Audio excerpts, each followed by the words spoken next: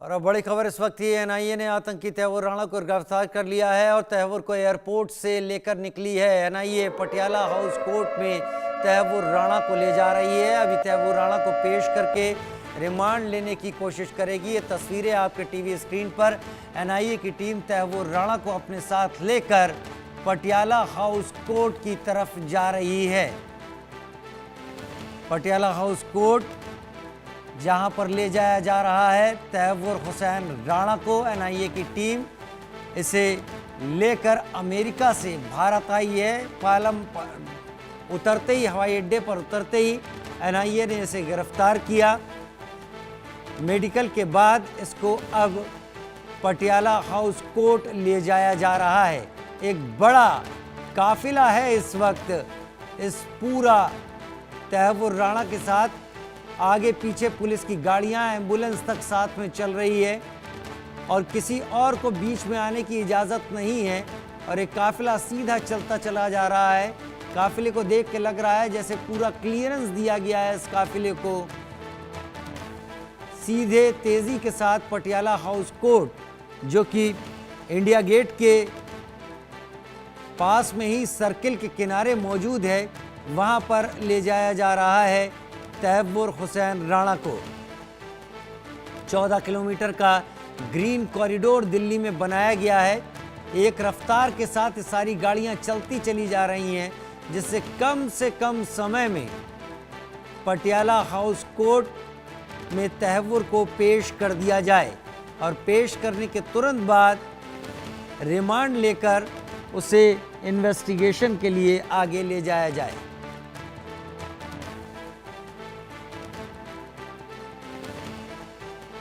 तैमूर राणा पर super exclusive coverage सीधे आपके टीवी स्क्रीन पर आप वो देख पा रहे हैं।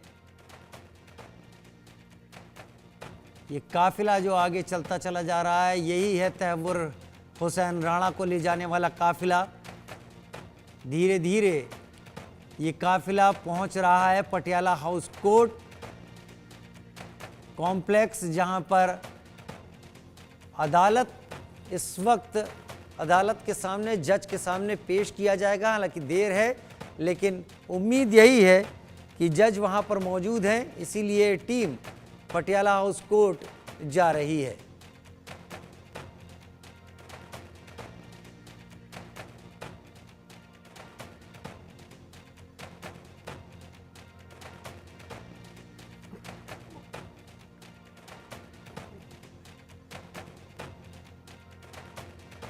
तैमूर राणा पर सुपर एक्सक्लूसिव कवरेज लगातार। स्पेशल एनआईए जज की अदालत में तैमूर राणा को पेश किया जाएगा।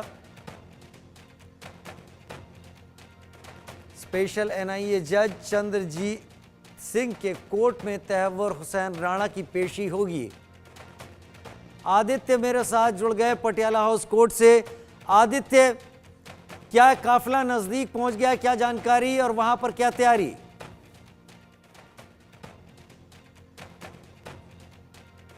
में पटियाला हाउस कोर्ट के बाहर ही मौजूद है और हम देख सकते हैं कि कैसे कितने हाईवे पुलिस पर्सनल कितने ज़्यादा मात्रा में खड़े हैं। अगर मैं अपने विजय से बोलूं, सारी ट्रैफिक रेगुलेशन हो रहे हैं। वहाँ ट्रैफिक पुलिस देख सकते हैं हम किस तरीके से ट्रैफिक पुलिस ट्रैफिक को पूरा रेगुलेट कर रहे हैं। और अभी ऐसे कुछ रिपोर्ट्स के मुताबिक माने तो जिस व्हीकल में तैमूर राणा को लाया जा रहा है, वो एक बुलेट प्रूफ गाड़ी में उनको लाया जा रहा है। तो अभी देखने वाली बात होगी कि कब तक यहाँ पहुँच जाएंगे, क्योंकि जज अभी भी जो स्पेशल जज हैं वो अंदर पटियाला हाउस कोर्ट में है। अब देखने वाली बात रहेगी कि कितना और समय लगेगा। जी, कितना और समय लगेगा? हालांकि ज़्यादा समय लगना चाहिए, उम्मीद यही जताई जा रही है। हालांकि ज़्यादा बेहतर अदालत तय करेगी कि कितना इस पर समय लगेगा। लेकिन क्या जानकारी मिल रही है, कितनी दूर पहुंचे या कितनी दूर है ये काफिला अभी? जी, अभी ऐसा कुछ भी कहना, अभी थोड़ी सी दूरी पे ही है, क्योंकि अभी थोड़ी देर पहले जब कुछ ऐसी बात आई थी कि वो उनका काफिला जो है धौला कुआं तक पहुंच गया है। तो अब धौला कुआं से मूवमेंट करते करते अब यहाँ बहुत ही, अगर सूत्रों के मुताबिक माने तो बहुत नज़दीक है पटियाला हाउस कोर्ट से। और कुछ ही समय में हम देख सकते हैं कि वो यहाँ जो तैमूर राणा को जिस बुलेट प्रूफ गाड़ी में लाया जा रहा है वो यहाँ पर पहुँच जाए। जी, अब तस्वीरें दिखाएं ज़रा आदित्य, तस्वीरें दिखाएं और उन्हें एक्सप्लेन करें वहाँ तैयारी क्या है। देखिए मैं अगर आपको तस्वीरें दिखाऊं, देखिए अभी पुलिस वाले हैवी डिप्लॉयमेंट है पुलिस की, और यहाँ आप देखिए देख सकते हैं कि जैसे कि ट्रैफिक पुलिस वाले भी बहुत केयरफुली ट्रैफिक को मॉनिटर कर रहे हैं और कंटिन्यूसली बैरिकेटिंग लगी हुई है पुलिस वालों की कि पूरा एक तरफा ट्रैफिक एक तरीके से इंसर्कल करा हुआ है पूरे एरिया को इस समय, क्योंकि बिल्कुल कोशिश ये है कि जब भी जैसे ही उनका काफिला आए और एकदम से उनकी एंट्री पटियाला हाउस कोर्ट में फटाफट करवा दे बिना विदाउट एनी डिले। तो अब हम मान सकते हैं कि वो बहुत नज़दीक हैं, तभी से इतना काफिले की अब देखिए एक देख सकते हैं कि ट्रैफिक पुलिस वाले अब जल्दी जल्दी हाथ अपना चला रहे हैं और ट्रैफिक साइड रेगुलेट करा रहे हैं। इसका मतलब कुछ ही चंद पलों में जो है और ये काफिला आप देख सकते हैं न्यूज़ एक्स पे लाइव विजुअल्स, पुलिस का एक स्वॉट वैन आती हुई सामने विजुअल्स, ये देखिए ये जो काफिला पूरा आ रहा है, दिल्ली पुलिस की गाड़ी जिप्सी है, उसके पीछे पूरा कॉन्वॉय है और साथ में ही देखिए स्वाट की गाड़ी है पीछे, ये देखिए आ गया काफिला तैवूर राणा का जिस बुलेट प्रूफ गाड़ी में, ये देखिए स्वाट की गाड़ी, ये देखिए अब ये देखिए बिल्कुल as per the protocol Delhi police वाले मूवमेंट करवा रहे हैं। हम देख सकते हैं कि स्वाट की गाड़ी बिल्कुल इधर लगी है और देखने वाली बात रहेगी कि पूरा एकदम से लोग चौकन्ना, सब एकदम से चौकस मोड पे आ गए हैं सब। ये देखिए स्वैट की गाड़ी, ये देखिए स्वाट, यहाँ पुलिस की जिप्सी आई, ये न्यायिक हिरासत वैन, पूरा कॉन्वॉय पुलिस वाले किसी को भी आने नहीं चाह रहे, ट्रैफिक वाले बताइए। ये देखिए इस समय पुलिस की गाड़ी और गाड़ियों के पीछे गाड़ियां, उसके पीछे एम्बुलेंस, और हालांकि हम मान सकते हैं कि यहाँ भी मेडिकल उसका टेस्ट होगा। ये देखिए exclusive visuals news x India news पे चलते हुए, ये देखिए पुलिस वालों से एकदम उन्होंने ट्रैफिक कंट्रोल है। अभी हम माने तो इनका अभी शायद अंदर कुछ टाइम में अब ये हेयरिंग का भी हो सकता है। अब देखने वाली बात रहेगी कि कितना समय और लगता है। जी बिल्कुल, कितना समय और लगता है। आपने तस्वीरें दिखाई हमको, अब आसपास दिखाइए क्या वाकई लोगों की काफी भीड़ वहां मौजूद है आदित्य, जानने के लिए, क्योंकि ये मसला सबकी जबान पर है तैवूर हुसैन राणा का।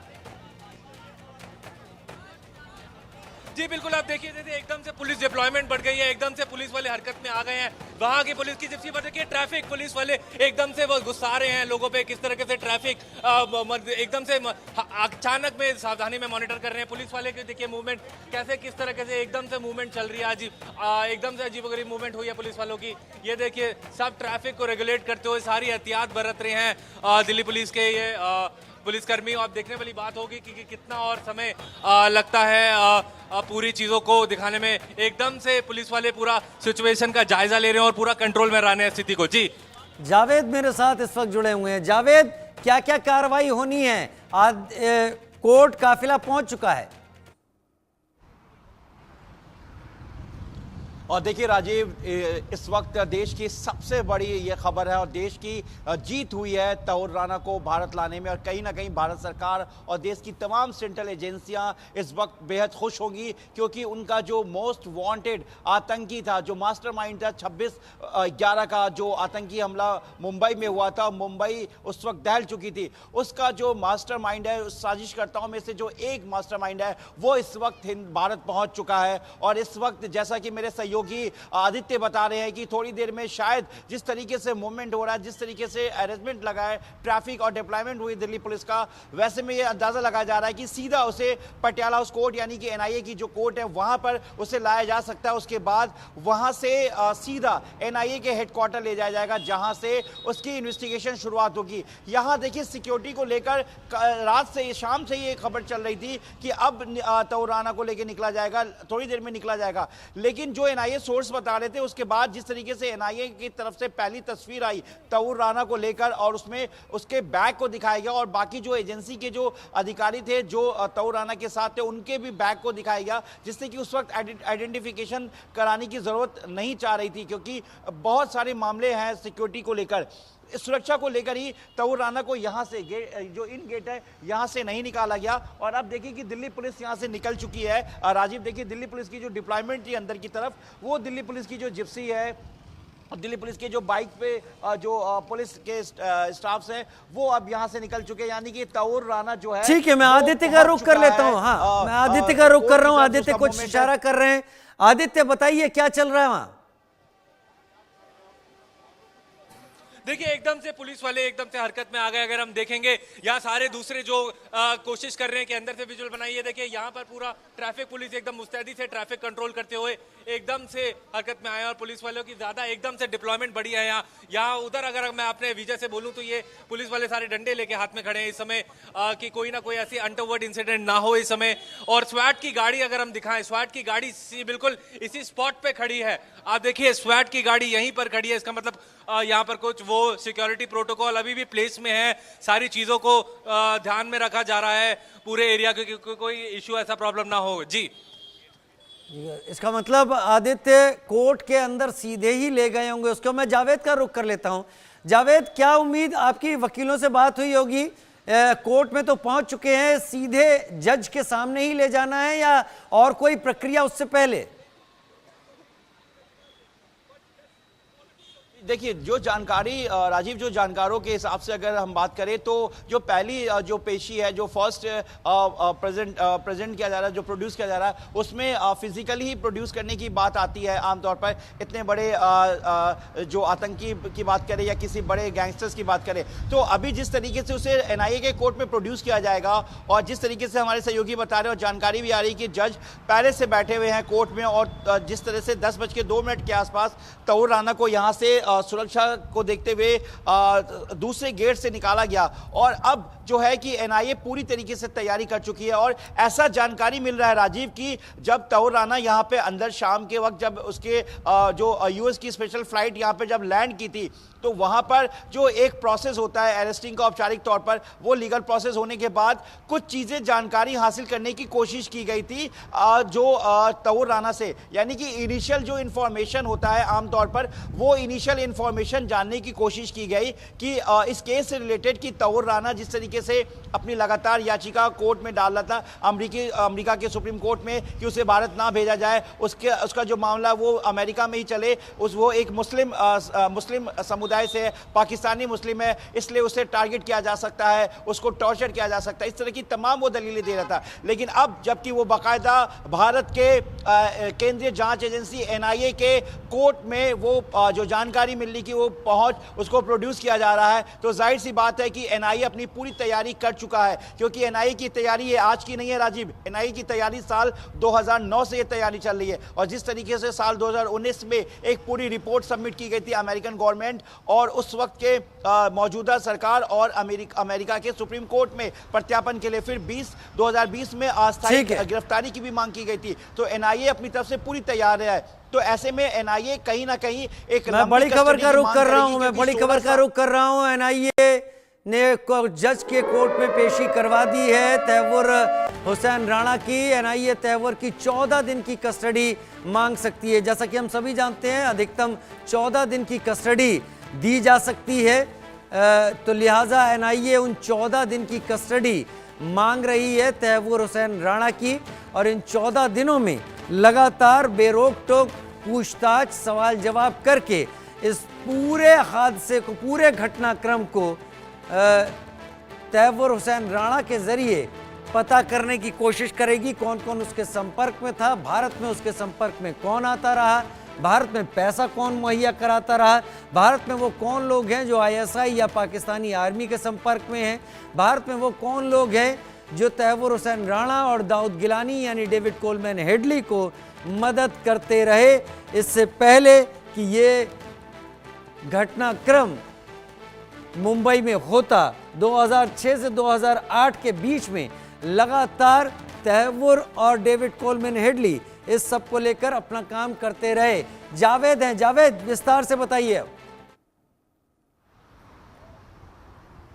देखिए राजीव, जिस तरीके से एक लंबे अरसे के बाद 16 साल बाद तौर राना को भारत लाया गया है और जिस तरीके से एजेंसी ने बताया कि किस तरीके से जो वॉशिंगटन डीसी, उसके अलावा एफबीआई और अमेरिका की सुरक्षा एजेंसी, साथ ही अब भारत सरकार का गृह मंत्रालय, भारत सरकार का विदेश मंत्रालय, इसके बाद एनएसजी, इसके अलावा देश की इंटरनल सिक्योरिटी एजेंसी, उसके अलावा एनआईए ने तमाम सुरक्षा एजेंसियों को लेकर सेंट्रल एजेंसियों का शुक्रिया अदा किया, विदेश मंत्रालय का शुक्रिया अदा किया, अमेरिकन गवर्नमेंट, अमेरिका के सुप्रीम कोर्ट का, अमेरिका की एजेंसीज का शुक्रिया अदा किया, क्योंकि उन्हीं की वजह से कहीं ना कहीं इस पूरे केस का जो प्रोसीजर है उसको आगे बढ़ाया गया और कहीं ना कहीं आज तौर राना जो भारत का वांटेड था आज वापस भारत लाया जा चुका है। क्योंकि साल 2008 में जिस तरीके से आतंकी हमला, जो मुंबई में आतंकी हमला यानी कि 26/11 को पूरी तरीके से एग्जीक्यूट किया गया था, टेरर मॉड्यूल को अंजाम दिया गया था और 10 वो आतंकी जो कि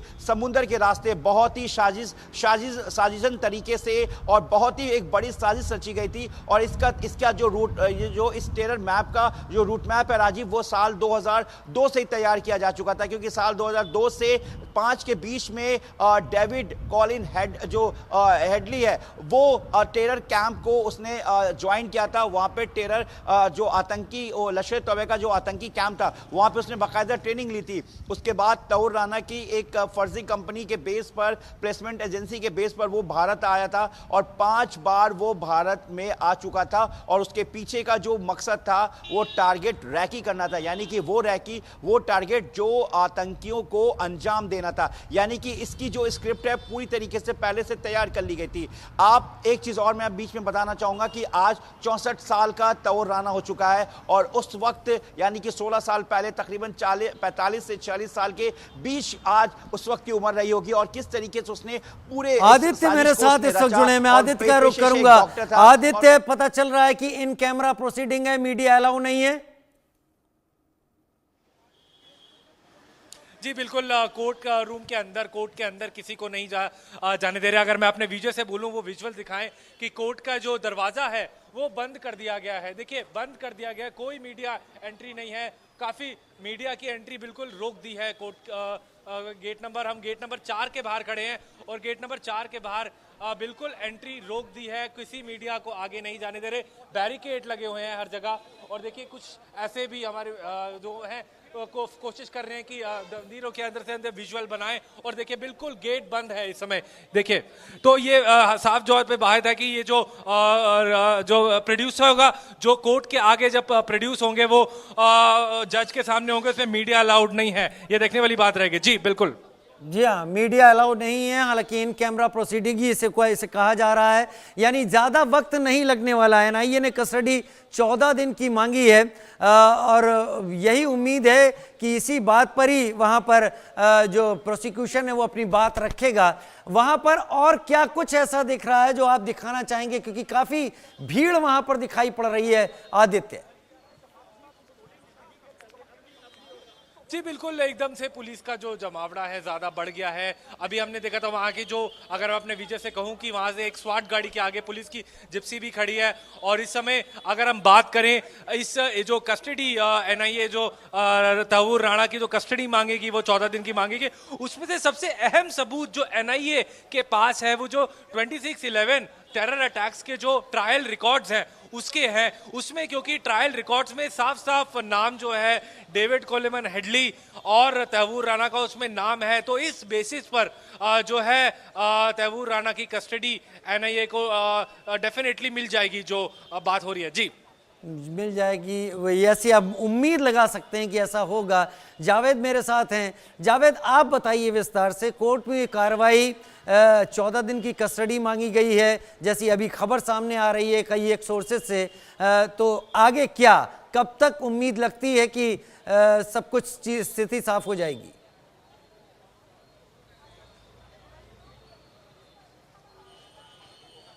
जो मामला है कोर्ट का प्रोसीडिंग है जो कि मीडिया को परमिशन नहीं दी गई। ये शुरुआत से ही ये और सुबह से खबर आ रही थी कि मीडिया को आज परमिट नहीं किया जाएगा और दिल्ली पुलिस सूत्रों के हवाले से भी ये खबर थी कि कोर्ट में प्रोसीडिंग के दौरान जब तौर राणा को प्रोड्यूस किया जाएगा, अगर हालात को देखते हुए तौर राणा को प्रोड्यूस किया जाता है पटियाला हाउस कोर्ट में, एनआईए कोर्ट में, तो किसी मीडिया को एंट्री नहीं दी जाएगी और केस से रिलेटेड जो एनआईए के अधिकारी और सुरक्षा स्टाफ होंगे सिर्फ वही, और कोर्ट के जो स्टाफ है सिर्फ उन्हीं को अंदर परमिशन मिलेगा। इसके अलावा कोर्ट का पूरा प्रेमिसेस, जैसा कि मेरे सहयोगी अखिल आदित्य बता रहे हैं, पूरी सिक्योरिटी टाइट की गई है। देखिए राजीव, 16 साल पुराना ये पूरा मामला, आतंकी ये जो टेरर अटैक हुआ था मुंबई में, इसमें तकरीबन 200 से ज़्यादा जो पन्ने हैं चार्जशीट के, एनआईए ने एक पूरी चार्जशीट तैयार की है इसमें। और चार्जशीट में जिस तरीके से डेविड कोलमैन हेडली और इसके अलावा तौर राना, और तौर राना के अलावा हाफिज सईद, उसके अलावा जो और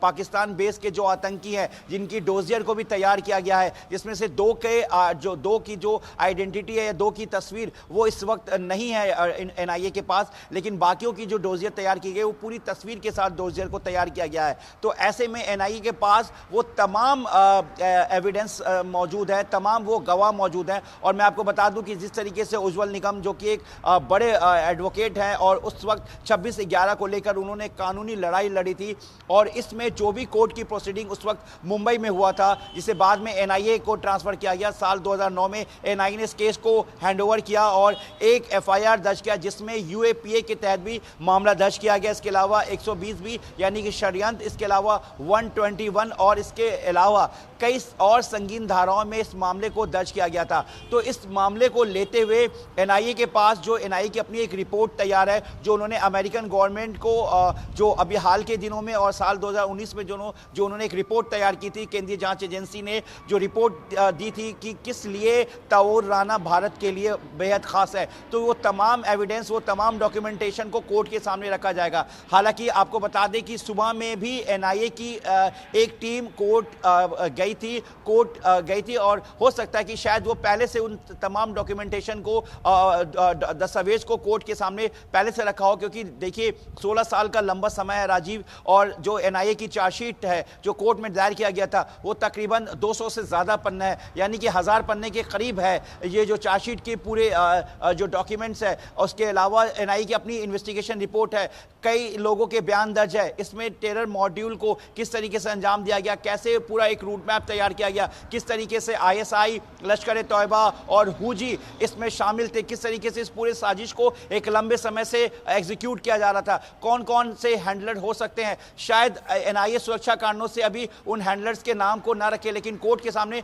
जरूर रखना चाहिए कि तौर राना से एक तरह से, जिस तरीके से हाल ही के दिनों में राजीव इंडिया में जो हाल में ही, अगर इंडियन सब कॉन्टिनेंटल जो टेरर ऑर्गेनाइजेशन की बात करें, एसडीपीआई की बात करें, पीएफआई की बात करें, और इसके अलावा साउथ में जो छोटे बड़े कुछ टेररिस्ट ऑर्गेनाइजेशन अपने आप को एस्टैब्लिश करना चाहते हैं, उन सब का कहीं ना कहीं इससे कोई कनेक्शन तो नहीं है, क्योंकि एक बार फिर से लश्कर तौयबा, जैश मोहम्मद, हिजबुल मुजाहिदीन, ये कहीं ना कहीं एक बार फिर से अपने आप को एक्टिव करने की कोशिश कर रही है। और हाल ही में जिस तरीके से एनआईए ने ये एक रिपोर्ट में खुलासा हुआ था कि हाल ही के दिनों में बॉर्डर, इंटरनेशनल बॉर्डर यानी कि पाकिस्तान ऑक्युपाइड कश्मीर के रास्ते, जंगलों के रास्ते से जो आतंकी हैं वो एक बार फिर से जम्मू कश्मीर के अलावा भारत के दूसरे राज्यों में अपने आप को एस्टैब्लिश करना चाह रहे हैं, जिसमें उनके कई बड़े हैंडलर्स और कई उनके स्लीपर सेल मौजूद हैं, और वो कहीं ना कहीं उनको लॉजिस्टिक और हर तरह की सपोर्ट कर रहे हैं। जिस तरीके से पीलीभीत में एनकाउंटर में जो बब्बर खालसा का कनेक्शन आया,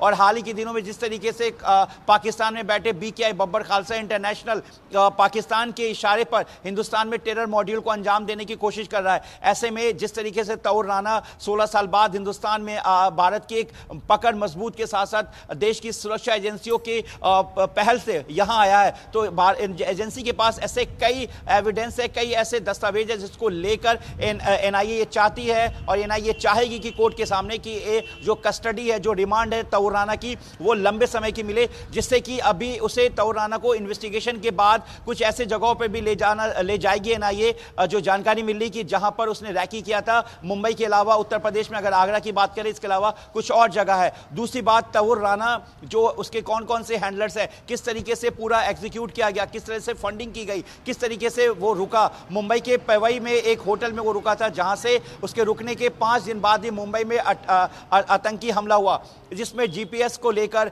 और जो पूरे एक सिस्टम को ऑपरेट किया गया, सभी रूट मैप तैयार किया गया, सभी जो 10 आतंकी समुद्र के रास्ते हिंदुस्तान पहुंचे थे, मुंबई पहुंचे थे, उनको सब पता था, उनको एक एक चीज पता थी, उनके पास नक्शा था कि किस तरीके से किस टारगेट पर हमें पहले जाना है। यानी कि टारगेट पहले से तैयार की जा चुकी थी।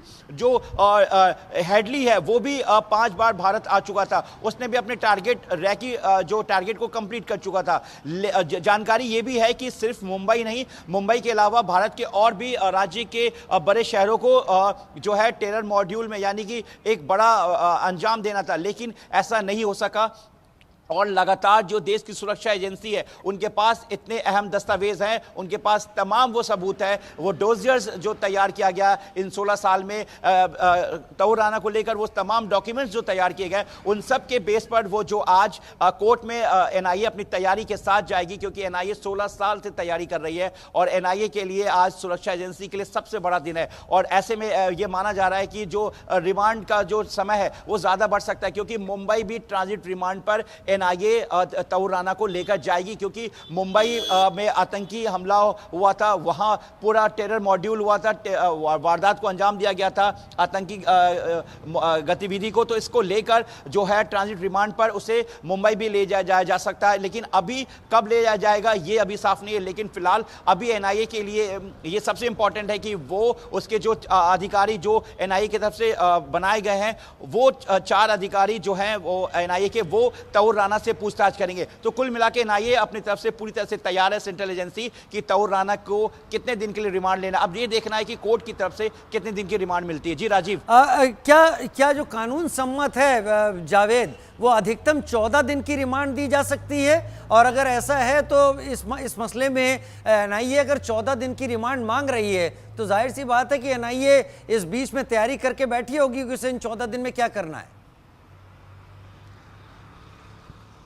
देखिए राजीव, 14 इसमें यूएपीए भी इसमें सेक्शन लगा है, और साथ ही यूपीए में ये बताया जाता है, जो कानून के जानकारों का कहना है कि इसमें आप जो कस्टडी है वो 20 दिन से ज़्यादा की भी कस्टडी की डिमांड कर सकते हैं, क्योंकि मामला यूपीए का मामला देश से जुड़ा हुआ होता है, और देश के विरुद्ध अगर कोई टेरर मॉड्यूल को अंजाम दिया जाता है या कोई आतंकी गतिविधियों को अंजाम दिया जाता है, तो ऐसे में देश की एजेंसी या कोई भी जाँच एजेंसी का ये उनके पास अधिकार होता है कि वो 14 दिन से ज़्यादा की भी कस्टडी ले सकते हैं। हालांकि नॉर्मल आमतौर पर जुडिशियल कस्टडी 14 दिन की होती है, लेकिन यहां मामला देश से जुड़ा हुआ है, देश के उन बेकसूर 173 लोगों से जुड़ा हुआ है। हालांकि एनआईए ने अपनी जांच, अपने जो रिपोर्ट जो एनआईए ने जो अपनी एक प्रेस रिलीज जारी किया, उसमें उन्होंने 166 लोगों का जिक्र किया, जिसमें फॉरेन विदेशी मुल्क के भी लोग शामिल हैं। इसके अलावा मुंबई के वो जाबाज अधिकारी भी मौजूद हैं जो शहीद हुए थे, और जिनमें से उन्हीं अधिकारियों में से